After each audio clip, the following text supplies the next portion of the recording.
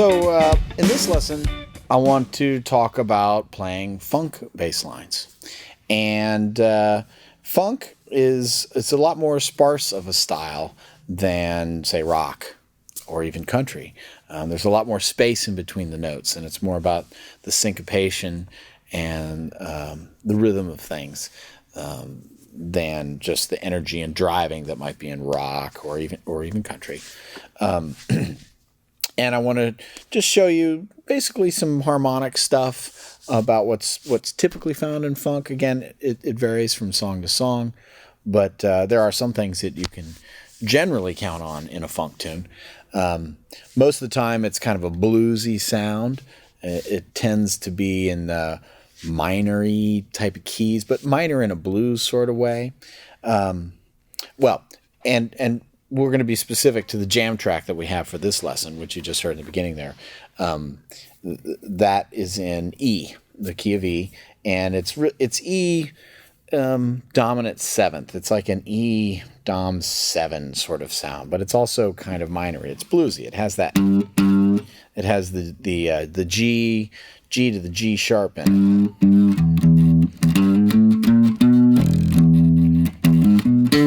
But it definitely has the minor 7th degree in the scale. So that's something that's very common in funk, is that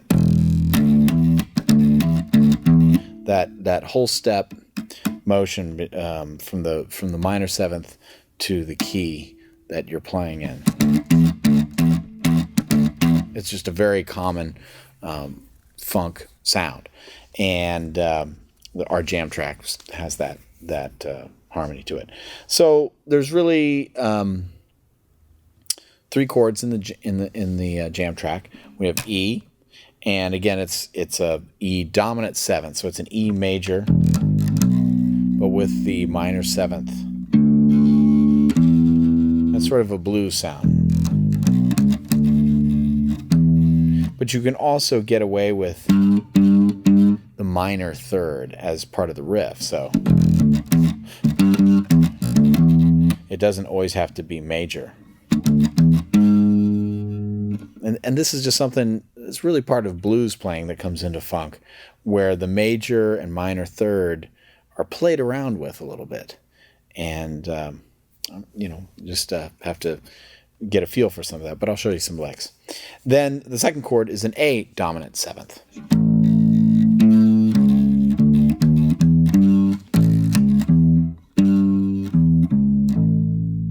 And then the last chord is a B dominant 7th. They're all dominant 7th chords. And that's only at the very end. One of the things in funk is that there's usually a lot of space. Like in the bass line I was playing before, I just play that E. I mean, really, I can play just that riff and be doing a fine job of playing funk, where I'm just using the flat 7 and the high E up here and the low E down there. Just hit it once and do the answering riff up top and play that over and over again.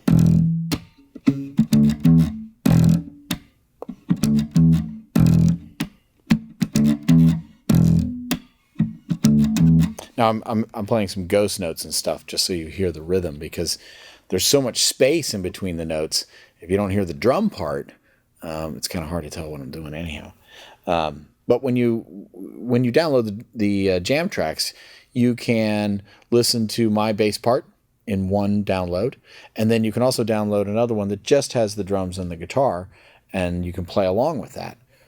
So that makes it easy for you to come up with your own bass lines. Okay, so let's break the bass line down a little bit. The first riff, the main riff that I'm playing in the jam track, is bump. And that's basically, obviously it's the low E, and then a D, which is the flat 7 again, which we use all the time in funk, the high E, and then back down to the D, and a B here on the E string. That.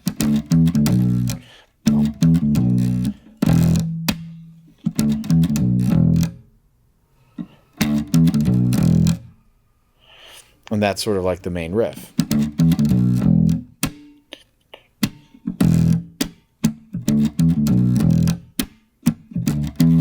And sometimes I'm just doing the D to the E.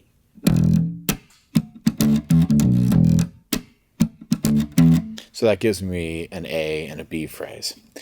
Then when we go to the A chord, this is a bass motif that's come out of like Motown, James Jamerson, that sort of thing, where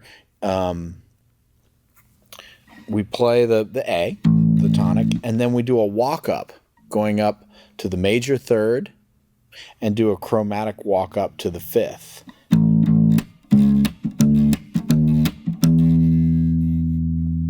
And that gives a certain sound. Again, we're playing, they're all dominant seventh chords, so it's always fine to use major.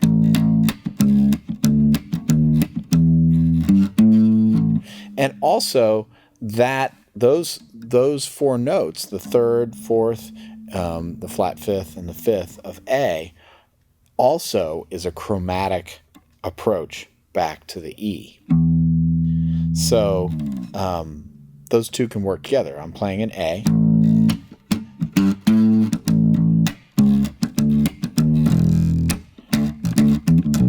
It's a nice transition to come back to the E again. Then at the end of the jam, we do this little sort of riff.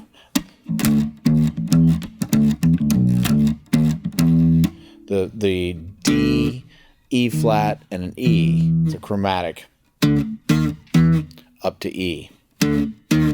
Just sort of like as the little hook at the end of the jam. Play that 3 times, and then we just hit the B dom 7 really for 1 bar with a break. That's sort of like a James Brown kind of thing where you hit the 5th tight at the end.